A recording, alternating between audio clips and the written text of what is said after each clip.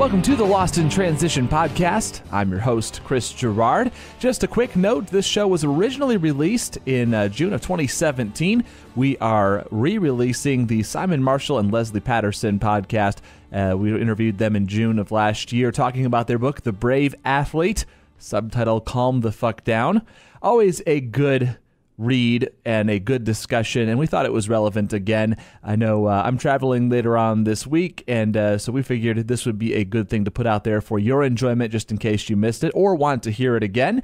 We've got some new shows coming up for you next week. We've got Pete McGill, the running coach, and we're going to talk to him about how to make that third leg of the triathlon a little bit more effective. Sometimes we burn out on the last few miles of the run, and we're going to look how we can get faster. Everyone wants to run faster, especially at the end of a triathlon. He's got some good advice for that. And then the week after that, we've got Kristen Seymour of the Fit Bottom Girls podcast. We're going to talk about her triathlon journey, and also podcaster to podcaster, maybe a little shop talk in there as well. That is coming up in your feed. You can subscribe, rate, and review on iTunes, as about 65% of you do, or any one of the other many areas you can get the show, which includes Stitcher, Google Play, the TuneIn Radio app, YouTube, Facebook, streaming via the website, you name it. There's a lot of ways to get the show. Rating and reviewing in your podcast app, especially on iTunes. If you are one of our iTunes listeners, or even if you're not, you could probably still go there and leave us a review. That just helps boost us in the rankings so more people can get the content we produce. It's our little reward. We really don't make any money off of the show. We just do it for the love of the sport. It's always very interesting to hear where people are listening to us from, and how they have been able to adapt some of the ideas that some of our guests have had, or some ideas we've brought up on the roundtable, into their training. And just feel free to reach out to us anytime and let us know who you'd like to hear on upcoming shows as well. A lot of our guests come via listener suggestions. If we know people want it, we've got at least one listener for that show. So you can reach us via the website, losttransition.com, or reach out on Facebook or Twitter as well. Our handle on Twitter is @LostTransitions. And without further ado, our broadcast from June of 2017 with Simon Marshall and Lesley Paterson talking about the Brave Athlete.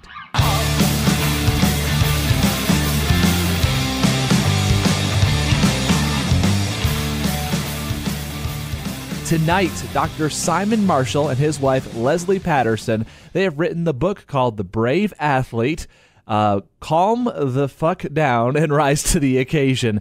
That is the title of that book. And if you know anything about Lesley Paterson, she is nuts. A pro mountain biker, 3-time off-road triathlon champion, an Ironman champion, now coach with Braveheart Coaching, and also a trained actress and screenwriter. And her husband, Dr. Simon Marshall, has been coaching endurance athletes for quite some time now. Together, they've teamed up to make this book. It's a great conversation. Stay tuned. Simon and Lesley talking about the Brave Athlete right after the break on the Lost in Transition podcast.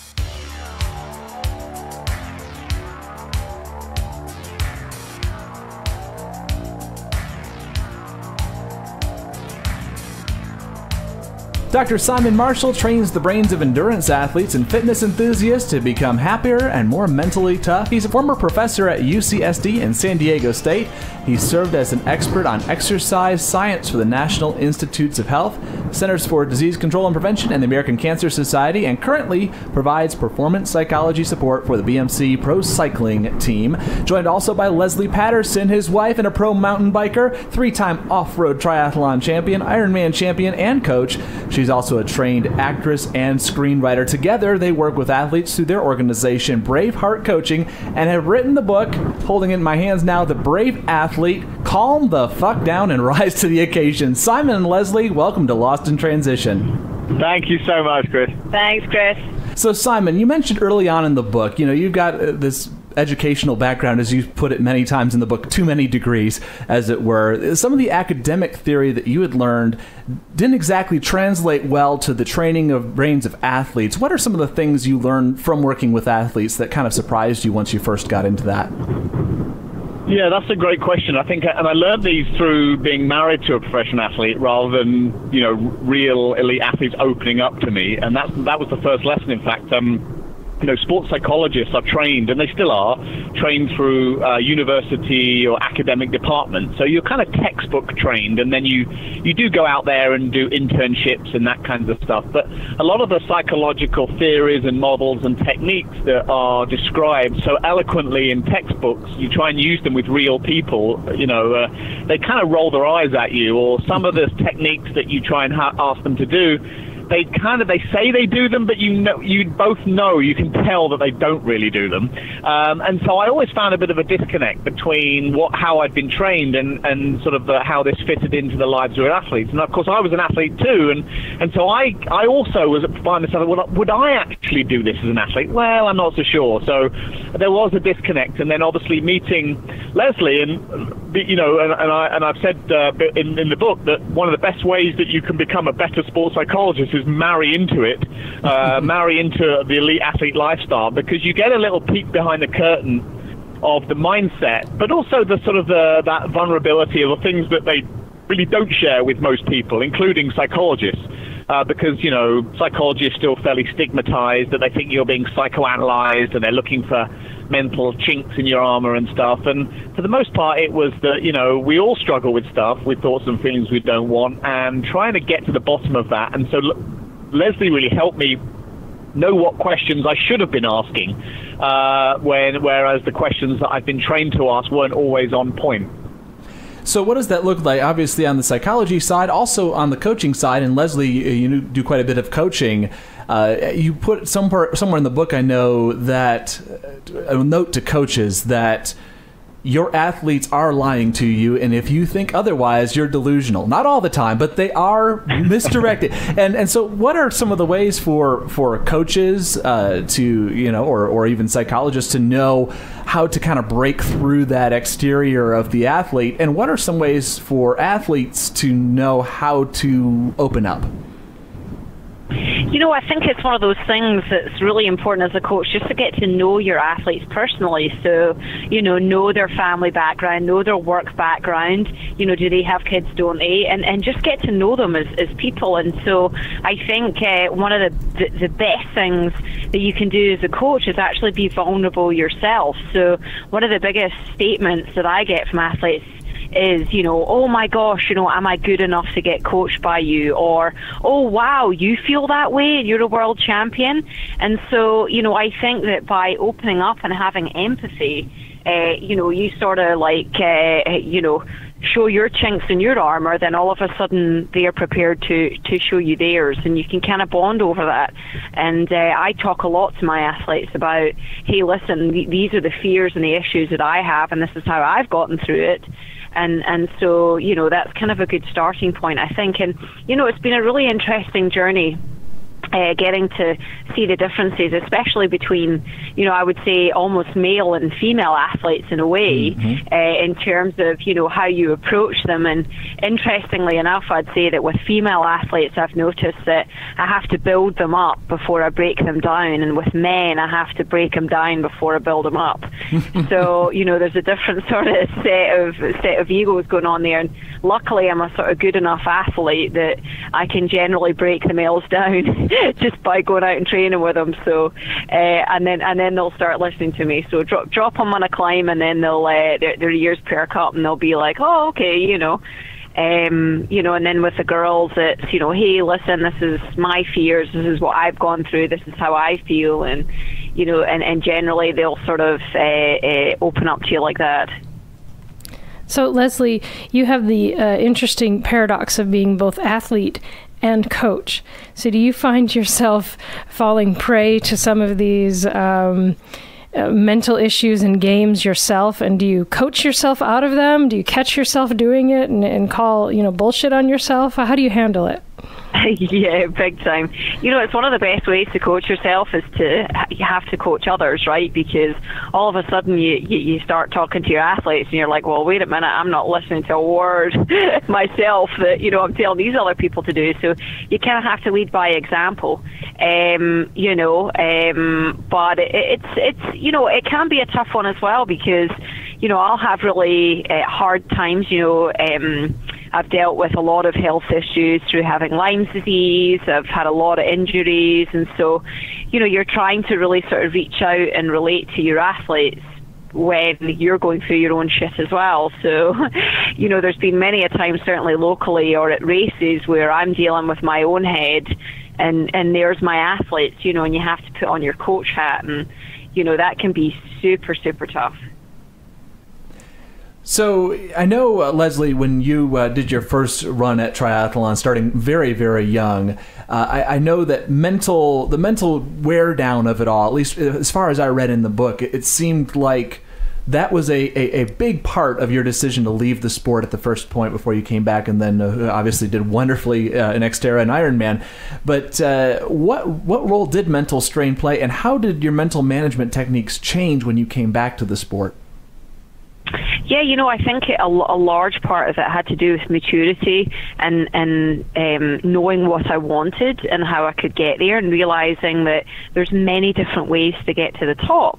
And that, you know, I kind of was in this world when I was younger where you look to all of the people that inspire you or that are, you know, top in their game, and you think that you have to be like them, you have to train like them, and you have to think like them, you have to act like them in order to win like them. And that's not the case at all. So I think when I came back the second time, I came back purely out of passion, and having sort of spent, you know, 4 or 5 years studying a graduate program in acting and sort of getting into the psychology of characters, I really, you know, had to get into the psychology of myself. How do I operate? How do I feel? What do I like?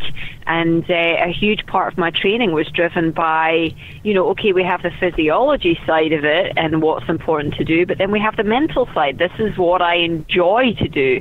And that can sometimes have an even bigger stimulus on the overall body than just saying, I need to go out and bang, you know, 5 by 5 minutes at, you know, my FTP. So I think it was just having the confidence to create my own journey to success rather than relying on everyone else's, you know, vision of what they thought that should be. It sounds like, you know, that confidence that you talk about, that self-realization is really about becoming not only a more mature athlete, but also a more mature just person in general. And Simon, right. You know, Simon, I'd like to hear from you. You know, why is it important? You know, why establishing that mature athletic identity is so important? Yeah, and I think that, you know, a lot of athletes struggle with this, and this isn't to do with age necessarily. It's you know, partly it's in the sport, but a lot of people have the misguided assumption that your athletic identity, the strength of it, the extent to which you feel like an athlete, is really dependent on the amount of training you do and how fast you are. And we know there's lots of psychological research in identity formation in general, meaning the sort of the thoughts and beliefs we have about ourselves in a particular domain in life that are really independent of actual performance. And so in sport, this is a really good example. So, and I think for Lesley, when she developed, she had her first career as an ITU racer, so Olympic distance racing triathlon, and this is when it was still non-drafting. And her identity, the thoughts and beliefs she had about her athlete, were reinforced by coaches as being about performance. And she was told that she wouldn't be good enough, she wasn't big enough, she was too fat, and all the other things that she was told as a young athlete. And they really hammer away at your confidence, and then confidence is obviously a big driver of identity.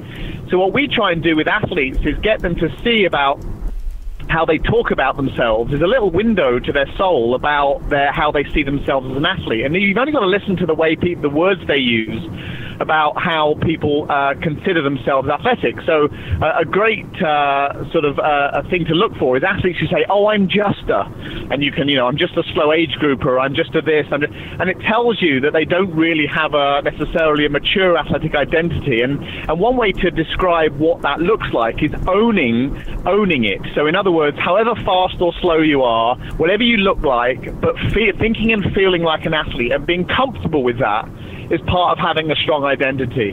And this is so important, not just for sport, but it's because it feeds into your overall, what we call self-concept.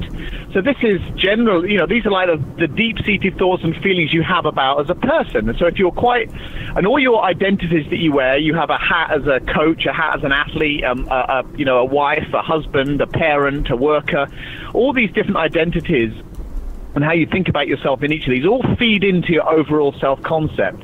So as you become more and more one-dimensional as a person, meaning all of your chip, you just work all the time, you don't have any other life outside of it, or you just train, or your overall self-concept is really vulnerable to getting bashed when your one identity that's driving it all takes a hit. You get an injury, or you get laid off from work or something.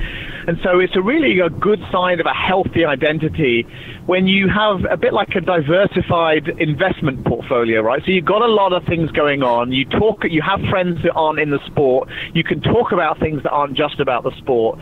So we also look for those sorts of things in athletes we coach, because we know that some that don't have much else going on are particularly vulnerable to having their self-concept or athletic identity taking a beating if something happens to their involvement, whether it's temporary or permanent. And that makes sense. Those who are really tied to the sport and don't have anything else, if that's all their identity is, then if something happens there, it could be crushing. Exactly. And in fact, the interesting thing is that Lesley, she's always had, since we've been married 15 years now, and she's been, competing at that level, at elite level since then, is that she was criticized by a lot of people for having too many things going on. So she always loved acting or the arts, and she pursued that. And they said, if she only could focus only on sport, she'd be so much better. When really what people are expecting her to do is to have a more single-focused identity. And in actual fact, that's what saved her, was not having that, because if her interest waned or her motivation waned, or she didn't really understand her why anymore, her passion went, she had something else in her life to keep her buoyant. So it was really the things that ended up saving her sport and coming back to it, because she had a kind of a fairly well-balanced life overall, as balanced as a professional athlete can be, because most of them are nuts, as we all know. So it's having that identity and having that balance in life that's really critical. So we do encourage our athletes to have lives outside of sport. It doesn't mean that you don't take it seriously, or you're not focused, or you don't spend enough time training. But you really need to have a good sense of what drives you and what gives you that kind of zest or passion for life. It can't just come from one thing. So related to that, so how would the development of, say, an alter ego enable someone to see themselves? How does that help somebody? Talk some more about that. Exactly. I'll let Lesley in a minute just explain that. But alter egos are fascinating, because you won't find them in any sports psychology textbook. And this is a great example of what Lesley taught me about what techniques actually worked. And so in psychology, there's quite actually a rich tradition in thinking of yourself in the third person. There are psychological reasons why that's beneficial. It helps you detach from the thoughts and feelings that you have, so you are not your thoughts and feelings, but anyway, there's a whole reason why that helps. And Lesley, with her acting background, would be spending time getting into character, for a chewing gum commercial, or being in a horror flick or something. And after a couple of hours, she could walk and talk like these characters. And so for someone who is quite nervous and introverted by nature, Lesley, and thinking, oh my God, I can't rewire my personality so I become hard as nails, I'm a tough bitch on the start line, the goal was, well, why don't you just make it up? Why don't you fake it? And so this kind of born this technique called the alter ego. And Lesley's is an Irish boxer, and I'll let you tell her about it, because the guy's fucking frightening when you meet him. Yeah, that's so. Paddy McGinty's my alter ego, and he's an Irish boxer, kind of MMA style. Almost think of Conor McGregor. And I used to watch a lot of kind of motivational movies and sports films and bits and pieces like that, before big events. And I started to look at the characters that were in these movies, and I started to adopt some of their behaviours and their stances and the way that they would look, and bit by bit I just kind of formulated this character and started to try it in training, and then started to try it in races, and just find it super, super effective. And especially if I was having a sort of a downtime or a little tough moment, having a little behaviour that would remind me of this character all of a sudden brought it back. And so it's always a tough one though, when you're out there training 6-7 hours a day, and you've been Paddy all day, and then you come home to your hubby and Paddy's still alive and kicking. You need to. It's like, get the fuck away from the fridge. I need my food. So I've had to learn. I call it the transition walk, and it's we have this big staircase in our house. Up to where we live, and I make this bloody walk, and I'm like, okay, I've got to transition back, from Paddy back to Lesley, by the top of the stairs. That's excellent. Now, Lesley, I want to hear you talk a little more about this. So let's say we have plenty of athletes listening, and I can think of athletes that I work with today that I think developing an alter ego would be just a smashing way for them to take a step forward. How does someone go about this? How would you recommend someone start thinking about it? Yep. So the first thing that I would suggest is write down 5 or 6 people that inspire you. They could be actors, they could be politicians, they could be characters in films, they could be somebody in your workplace. Just anybody that inspires you, and then write down some of their traits, some of their behavioural traits. How do they walk? How do they talk? How do they look? How do they appear? And then get some pictures of them. Visual cues are really, really huge. And then get some physical things that can get you into that space. Maybe it's a piece of jewellery or a piece of clothing or an item like that. Quite often in acting we call it method acting when we're getting into that role, but it's something that's going to alert the senses to bring about this kind of character change. And for me, music is a big one, and then watching footage is a big one. So if it's somebody that inspires me, maybe it's a piece of documentary, it's a piece of them performing, or if it's a character in a film, I watch the film. And I'll have all of those reminders around me continuously. And the interesting thing here is that it isn't just kind of hokey make-believe, like kids dressing up, because what we know is that a very basic mental model is that how you think influences how you feel, and how you feel influences how you act or behave. But we know that you can reverse engineer that. So if you behave a certain way, even though it feels fake, and you know it's fake, you eventually start to feel differently, and that changes how you think. So you're going backwards, and there's some quite interesting studies in neuroscience and cognitive psychology, is that when people take on fake personas, you get biochemical changes. So changes in cortisol, changes in testosterone, changes in a whole slew of neurotransmitters. So you are actually getting biological changes in response to faking it. And so now that, fake it till you make it has quite good scientific evidence that actually is a viable strategy. It's just such a shame now, because as adults we are obsessed with thinking through the rational, logical side of it. This feels stupid, and this is silly, and so that often puts us off. But if you look at kids who are the best alter ego players out there, they just take on personas all the time. It's because the part of their brains who tell them that it's silly and stupid haven't yet developed. And so this is why athletes can actually benefit greatly from taking an acting class, or actually just reading an acting book about how you develop these characters.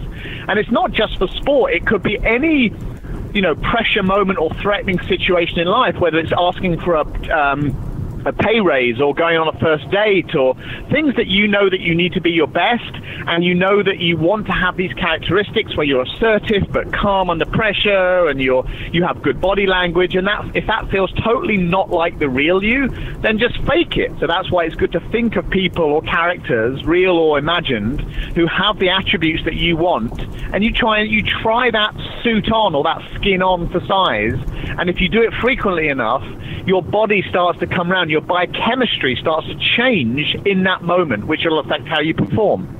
It sounds like someone needs to organize a triathlon improv camp or something. I mean, that's. I'll add it to my next camp. I love it. We'll do that.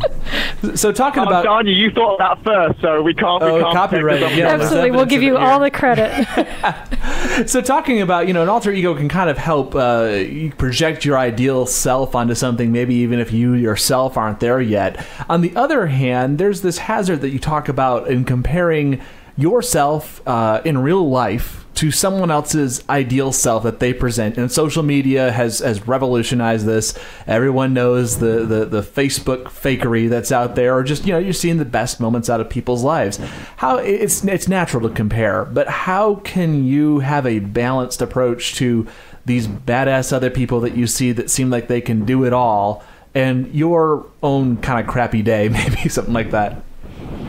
Yeah, and this is one of the biggest challenges that athletes now are facing on an unprecedented level. It's different than it even was 3 to 5 years ago, never mind 10 or 20 years ago when some of us were starting out in the sport. And so the challenge is that the first thing is to not feel guilty about being curious about what other people are doing. And this is the frustrating thing when you look at these memes on the internet, or your motivational Monday email comes in, and don't compare yourself, it's the thief of joy, and you shouldn't look to other people, and of course you can think that rationally all you like, but your brain is biologically wired to compare yourself. It's just one of the nature of the human condition, and there's a whole host of reasons why we do that from an evolutionary perspective. But the bottom line is, no matter how much you push back at it, your brain will eventually want you to know how you're doing in relation to other people. So whenever we get new information about ourselves, a new data point, you get someone who used a power meter for the first time, and the first question you ask is, well, what is that number? What does that number mean, or what does this information mean? And the second question is always, well, is that any good? And so you start comparing, and so it's really difficult. That's our natural tendency to want to look at the results sheet. And we are the same with regard to how we portray ourselves to the world. So psychologists call this impression management. So managing the impression that other people have of you. And the thing about impression management, it is both a broadcast channel, which means that we are sending signals out to the world all the time, whether it's consciously or subconsciously, that try and influence what people think of us. And we all, there's a whole host of reasons, a whole host of science to show that we are sort of deceitful, and we disclose certain things and not others. And again, we're not talking about the real creeps of being sold subprime mortgages or used car salesmen. We're talking about, the kinds of photos that you post are probably true, but they don't necessarily reflect all of the experiences you've had in that particular sport. And so what we say is that, listen, when you're looking at people's impression management, and Facebook and Twitter, but Facebook and Instagram especially, is impression management software, what you're actually looking at is a person's highlight reel of their life. So what you're seeing, whilst they're not necessarily lying about what they've done, you're seeing a very select, carefully curated version of what you think they want your life to look like. And unless we kind of always have that in the back of our mind, it's very easy to get stuck in this rut of thinking, that athlete, they're just such badass, they're just doing these legendary sessions because they're posting screen captures from their Garmin, and I see all they're doing, and then, oh look, they've even got a perfect effing family as well, they're all smart, nothing is wrong with these people. Exactly right. And our experience is that, the more perfect it looks, usually the less perfect it actually is in real life.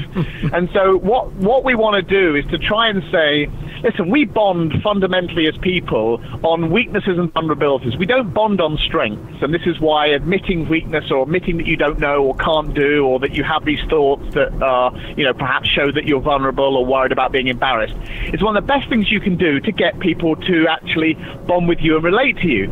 So, but impression management, like Instagram or Facebook, are not ever really designed to do that, because they're status enhancing. That's why people use them. You're not going to post things on there that show that you're suck and you're terrible and you can't do it. Occasionally we do, some people do, but not very often. So you have to try and see relationships, if you want to have authentic relationships. And some of the work that we've done with folks who are just get so obsessed with the badass next door athlete is that you try and make friends or reach out to them in person, and you often get to see quite a different picture. And then we get them to post their own vulnerabilities as well. And for some people, it's they feel uncomfortable doing it, they're worried about being ridiculed, but for the most part, you get the feedback you get is incredible, and it's actually much more self-sustaining than that. And that goes back to the importance of having that mature athletic identity, and part of that is knowing what you want out of the sport. And you mentioned some of the common myths, including the one that gets kicked around all the time: if you're not going to do an Ironman, you're not a real triathlete. Yes. Right.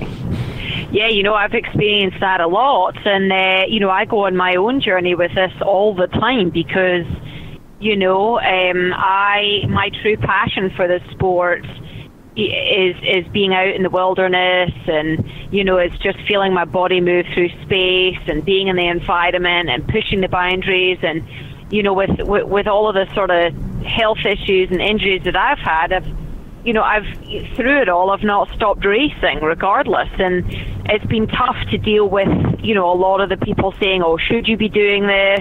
Is this just going to make you worse? Or, how come you didn't win? Or dealing with all of the expectation from the outside world. And it's really taught me the importance of my own expectation and, what is my journey and what is my why, and focusing on that. Rather than everyone else's expectations. And it's a tough journey to go on, but I think it's one that most athletes really need to take seriously if they're going to have longevity in the sport. I think identity is something that sustains you when the going gets tough, and it always does for anyone that's in the sport long enough. And that also kind of plays into, triathletes are not only trying to stick to a workout schedule, but they're often trying to improve elements of their sport and then just other things in their life. And often what gets kicked around or called in popular culture as willpower, and basically you've got it or you don't. Can you speak a little bit, Simon, to that, how we can work effectively to form better habits? I don't think it's quite as simple as just you have this innate willpower or you don't. There's something that can be kind of built in there. So you're saying that Nike, when they say just do it, they're not speaking the truth? Is that what you're saying? We're calling them out on it. Liars. We tried. Exactly. We couldn't just do it. This brought to you by New Balance. Exactly. So Lesley and I are the exact opposites when this. So she has such a fire in the belly, and she's had it since she was 2 years of age. And, she gets excited about training the next morning, so she can't sleep the night before. And I come from a cycling background and struggle with motivation. And this was mind-blowing to me that someone could actually get so excited about getting up early to train. Well, for me, it was always felt like a chore, and I was having to, try and use every trick in the book to get my 20 hours in or whatever it happens to be. And so I think what we've learned in the last sort of 5 or 10 years from psychological research is that motivation is not an all or nothing phenomenon, and there's different types, but there are things that you can do to keep the momentum going. And fundamentally, a lot of motivation is driven by brain chemistry, like dopamine and serotonin and some of those things. And there are some things that you can do for that. But the thing with triathletes or endurance athletes who, for the most part, are already sort of motivated compared to the general population, because they do have this lifestyle that's quite rigorous and demanding, and they have to go through periods of not really enjoying the pain and suffering as much as that they think they should be, but they still persist. So a lot of that is about creating habits, and habit formation. The neuroscience of habit formation has told us a lot about how we can start to do things on a regular basis without putting too much thought into them, and more importantly, how do we kick bad habits. And the Cliff Notes version of this is that your brain loves to put things on autopilot, the part of your brain that houses a lot of this stuff, because we make sort of close to 30,000 decisions a day, and if you had to think consciously about every single one of those, you wouldn't be able to put one foot in front of the other. So your brain is always looking for shortcuts, and so whenever you can help it to make something a routine or a habit, it's always going to like it. The trouble is that a lot of the habits that we have, and because habits are rewarded, and there's 3 essential elements of a habit: a trigger, a routine, and a reward. A lot of the things that are rewards for bad habits come from fat, caffeine, sugar, and things that give us a quick dopamine spike in pleasure, which makes us want them to do them over and over again. Now, exercise or getting up early for a swim at 5 a.m. doesn't have the same rush that sugar and fat do in our diets, and so it's harder to make those things as habits, but knowing a little about the science, you can. So the first thing is you have to create a good trigger. And a trigger is simply like a routine or a habit starting pistol. It's the thing that reminds you that, oh, yes, I have to do that. And it can be something as simple as having a Post-it on the fridge reminding you to do something. It can be using your phone to remind you to a calendar app. It can be leaving your gym kit all packed or your swim kit packed at the foot of your bed or whatever it happens to be. But you have to be reminded that there's this routine that you have to do. And so one of my big things that I hated doing was core strength work or stretching. I was terrible at it. I just couldn't be bothered. And so one thing that I needed to do as a trigger was have I've got this routine I do with some weights and a yoga mat, and I leave that at the base of my bed. And so when I get out of bed in the morning, even just to walk to the bathroom for the first time, I have to walk over this equipment. And it reminds me every morning that I need to do it. You need a really cast iron trigger. You just can't leave it to remember to do it. You have to have something that physically reminds you. And the second thing is to have a ritual or routine. So this is now the sequence of events that will lead you to actually doing it. And your habit, your brain does not like habits where that routine changes. So it has to be the same thing consistently. So trying to swim 2 or 3 times a week, but like leaving it up to Sunday before you decide which days it's going to be, your brain will hate you for it. Swimming at different times, sometimes before work or sometimes after work, your brain won't like you for doing that. So the more you can make things, so consistent and a routine, the better it's going to be. And then finally is that you want it to have a reward. So you want a little spike in dopamine, because that's going to both tell your brain that you enjoyed it, but also it's going to drive you to want to do the thing again. And like I said, for some things, like particularly a hard interval session or getting into a cold swimming pool in the morning, there's not much reward there. Okay, you feel good, you can check the box, I've got that done. But is there anything that you can hang a reward onto? It might be that you love, your double cappuccino first thing in the morning, and the thought of swimming without it is, dreadful. But can you wait until you've done that effort or you've done that activity or routine, and you give yourself that little reward at the end? So trying to find way, or exercising with people. There's so many people, as we always say, friends don't let friends train alone. Unless you're extremely internally motivated. So can you do sessions that you feel particularly vulnerable about, but you might bail on? How can you set up a group that you do them with other people so it makes it harder to? It's a little social support is a great reward that your brain loves. And another good example is Lesley. She hates getting into a cold swimming pool in the morning for Master Swim. And so one morning a week, she'll swim in her wetsuit. She'll just do Master Swim in a wetsuit. And this might seem on the face of it, oh, God, people are going to be laughing at me. No one swims in a pool in a wetsuit. But once you get over that, the next thing is, it certainly makes getting up easier, because jumping into a cold pool with a wetsuit on feels good. I'm suddenly 1 lane faster because I've got more buoyancy. These are all things that your chimp brain, that part inside of you that is telling you to stay in bed in the warmth and comfort, is actually much more rewarding. It's a little bit easier to do that when you have those environments. So anything that you can find as a little reward, we call it a banana for your chimp brain, to help you do something that's difficult, is going to help build that neurological loop of a trigger, routine, and reward. So Lesley, I'd like to hear a little bit more about what other bananas do you offer your chimp brain? Oh my God, my big one's chocolate, I'm afraid. Oh my goodness. I'm like a chocolate fiend, so, at least 3 times a week, after big workouts or big challenging workouts, I've got my special chocolate bar, and I sit down with my cup of tea, a good cup of PG Tips, that's a British make, or Tetley's tea bags, and a bar of chocolate, and I'm like, okay, Si, don't even talk to me here. I'm in my little special chocolate world. So that's one of them. But one of the things I do like to do, for instance, when I have a long trainer workout, if the weather is particularly bad, and certainly we have a lot of athletes that live all over the world and have bad winters, say for example you have a 4-hour trainer workout. I mean, most people would poke their eyes out at that, but I break the entire session up into sort of everything from a trigger to a reward, the whole thing. For example, I'll warm up and I'll watch a motivational video on my laptop, to try and create that alter ego. Maybe it's some kind of a sports documentary or an athlete that I really like, and then I'll go into my actual workout, and I'll have, I generally, if it's a really tough workout, I have a new song from a new playlist every time, like one new song that will start me off on that hard interval. And then, at the end of the interval workouts, I generally get like some some kind of food, some kind of nutrition that I'm really excited about, you know, something that I really like, my favorite bar or something like that. And then I'll finish my workout off with like an episode of something on Netflix that I'm watching. So I really break it up into small, manageable chunks that all have their own rewards and habits and routines.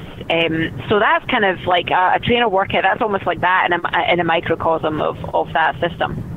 So it sounds like what's you're advocating and telling us about, and also you shared in the book, is I think people do a lot of these things already. They have their workout partners, they have their little rewards and treats, but it sounds like this is definitely a more deliberate way of really sort of looking at, what am I trying to get out of this? What am I putting up in my way, and how can I actually break through that?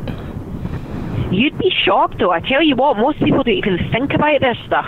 Like, I'll get athletes saying, I can't spend any longer than 35 minutes on a trainer. I'm like, what? You know, and then I break it down for them, and I'm saying, okay, for your warm-up for the first 15 minutes, this is what you're going to do. Then you're going to do this. Then you're going to do that. All of a sudden, they're 90 minutes to a trainer workout. They're like, wow, I can't believe your techniques worked. And it seems, you know, to most people, like, well, duh. But you'd be shocked, you know. Most people don't have any of that kind of stuff set up. And then I think, you know, a huge part of the function of the book is the level of education. So, for example, we open up with a mental model of the brain and how the brain functions and why we have thoughts and feelings that we don't want. And just by educating people on that kind of stuff, that is in itself a form of therapy, because by knowing certain things, all of a sudden you feel like you're not crazy, you're not a stranger, there's plausible reasons why you're feeling that way. So, yeah, that's a huge part of it. And one thing that we hear a lot from athletes, and one thing that we tell them as coaches, we always say, it's important to get comfortable with the uncomfortable. You know, that development lies just past that line of comfort. So, just thinking about what's in your book, what can you give us maybe one technique that's there that's really helpful for athletes who are afraid of that, when they get to that discomfort, rather than embracing it and realizing that it's temporary, they tend to shy away from it, and then they wonder why they never break through in their performance. What can they do? Yeah, well, there's a couple. Lesley, I'll let Lesley talk about some of the stuff that she uses, but so the first thing is to recognize that your brain really doesn't like thinking about things in their entirety. Any chance that you get to break things into small, manageable chunks, your brain will thank you for. And it will thank you for that, because after you can, get a certain amount checked off, or you've got 10 miles done of your Ironman bike, you got another 10 miles, you get a little squirt of dopamine in your brain, which makes you feel good. It kind of resets the effort clock a little bit. And so that helps. So one of the things that we say is simply... it's called segmenting, right? So as Lesley's already said, you break everything up into small, manageable chunks, and you create structure within those chunks. So you're never swimming 2.4 miles, you're only swimming to the first buoy, and then you have another strategy from the buoy 1 to buoy 2 and so on. Or you're never really riding 112 miles, you're doing 10-mile time trials and 12 miles of celebration that it's almost over, right? So any chance that you can get to break that up is really powerful. Or you can, if you can't break it up, one thing that you can do is to give yourself some variety. So if you have a really long run, and most people we're creatures of habit, and for some of our habits, they become really negative. So people run the same routes week in, week out, and it gets boring and it's not very exciting. So if you have a long run, say you've got a 20-mile run to do or an 18-mile run, is to get dropped off 18 miles from home and you run back home, right? So when you do point-to-point, point-to-point running is often a lot easier logically than having to pass your house every time or pass the same thing over and over again. So things that you can do for that. A couple of other strategies that you can use in the moment are one of them is counting. So your brain loves rhythm and repetition. Mm-hmm. So count, and the nice thing about swimming, biking, and running is that it has a rhythmicness to it. You've got arm turnover, leg turnover, and RPM on a bike. So you're counting up to 6 or 8 with each pedal stroke or arm turnover or so on. And you're just doing this over and over again, like obsessively, like Rain Man, mm-hmm. You're counting. I count through my sprints. That's how I do them. Exactly, and it's not just a distraction from not thinking about the crap, but it's because your brain likes to focus on repetition. This is why music actually is such a performance enhancer. It's because that rhythm to it, that repetition, is really helpful. So Lesley, for example, will rehearse a chorus to a song for every big race that she has, and she'll memorize it, and she'll sing it to herself, usually on the run, which is where you're trying to wring the sponge to get the last drop of effort out of yourself. So something that you can do to give yourself rhythm, whether it's counting or that kind of stuff, is really, really powerful. And all athletes, if they have trouble, especially coping with things that hurt, should be using strategies like that. But in terms of, being out the comfort zone, I think dealing with adversity, it's really interesting. Your brain chemistry actually changes, and it's called neuroplasticity. So when you deal with adversity, you've got a part behind your eyes, your ACC, that actually increases in terms of the size of it, and it helps you deal with pain as you move forward. So, I often put myself in incredibly adverse situations, whether it's being out of my comfort zone with the types of people that I'm training with, or, choosing some crazy route, that for example, there's a mountain in San Diego called Palomar. It's a 14-mile climb and 4,500 feet. And, one day I was like, you know what, I'm feeling really crazy today. I'm going to go out and I'm going to ride it 3 times. The first time in a big chain ring, the second time is sprinting, 40 seconds on, 40 seconds off, and the last time just making it up. And it was like 14,000 feet of climbing, a 6-hour ride, it's just something crazy. And every now and again, it's really good to kind of put yourself out of that, like create those moments artificially, so that when it does come to a moment in a race or in a training environment where things are kind of going pear-shaped, so to speak, you have the tools to be able to deal with it. And I think Cy really taught me that. I used to look at other athletes and think that, oh man, they're always going well, the sessions always look easy for them, if you're a really good pro and a world champion, probably everything is really good. Well, it's a lot of frickin' nonsense, I tell you.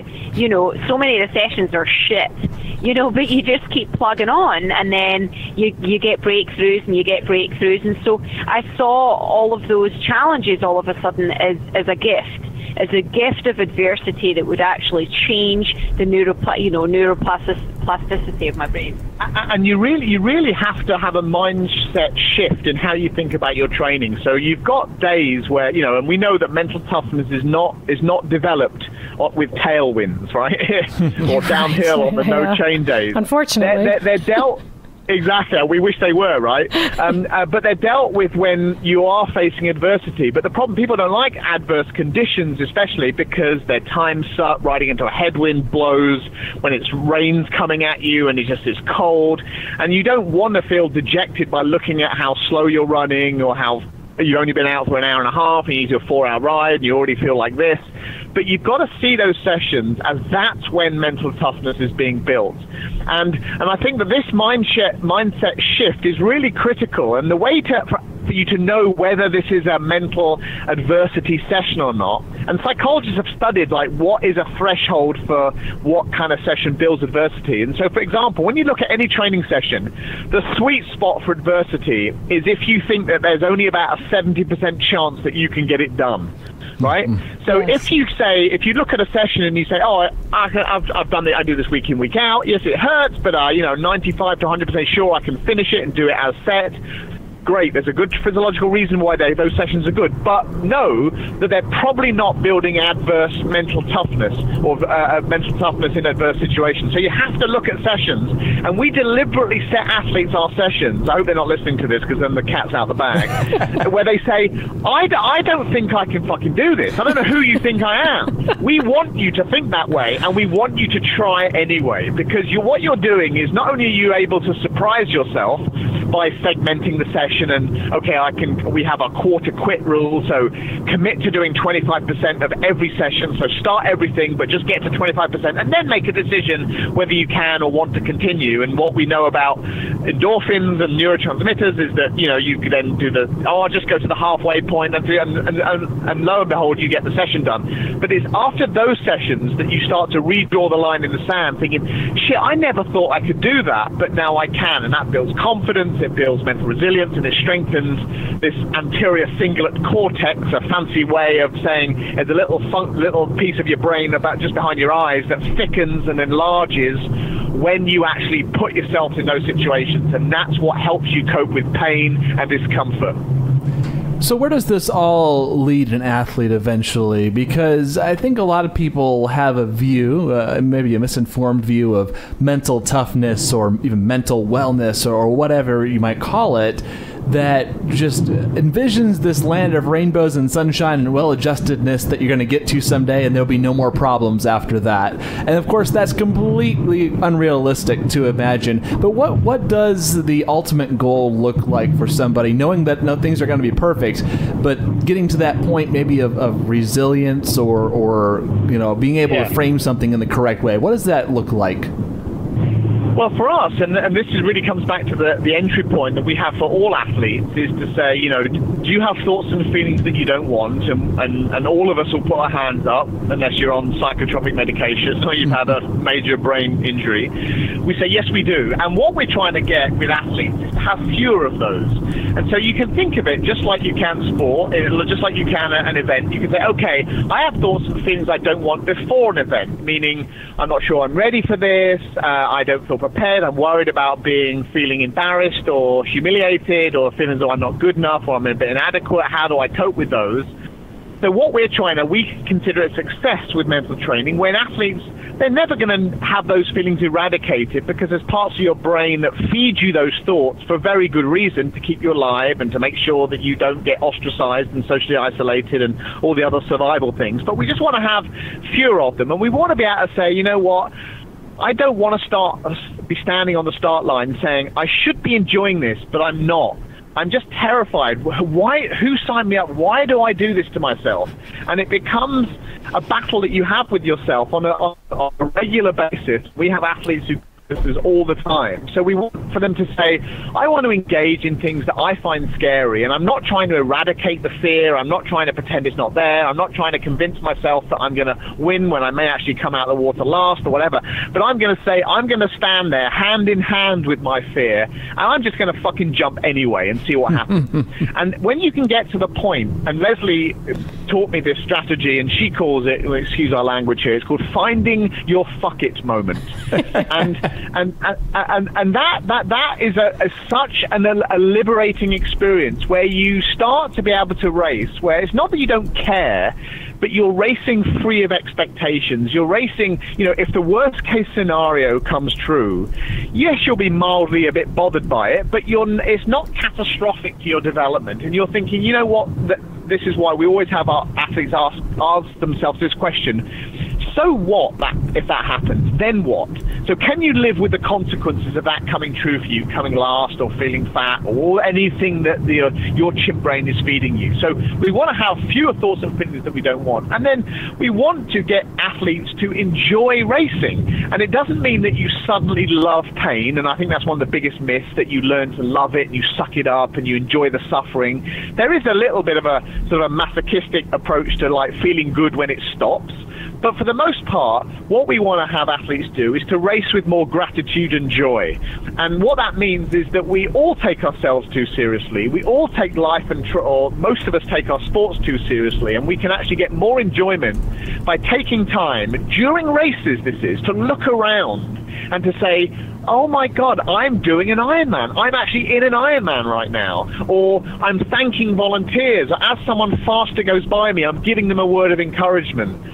And finding places to get joyfulness and gratefulness is really sort of the yellow brick road to getting more enjoyment out of your sport and having more thoughts and having fewer thoughts on things that you don't want. So we find this a huge win if we can get an athlete into that mindset.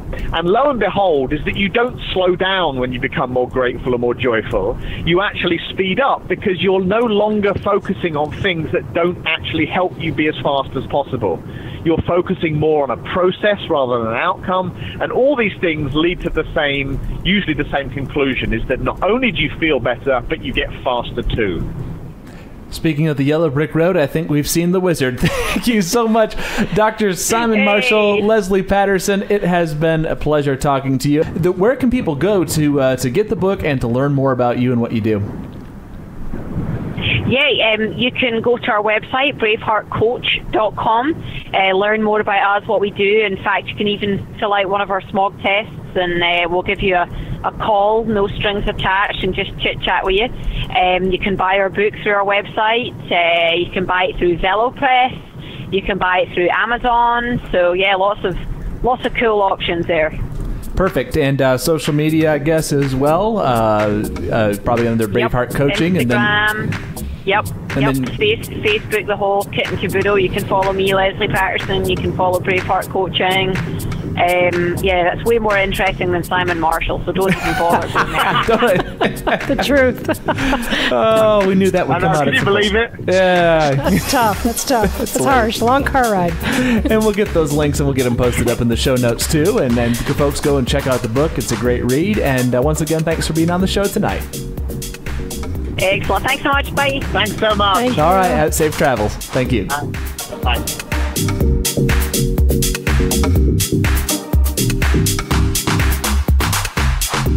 Hope you enjoyed our chat with Simon Marshall and Lesley Paterson, and maybe picked up some things you didn't catch the first time around.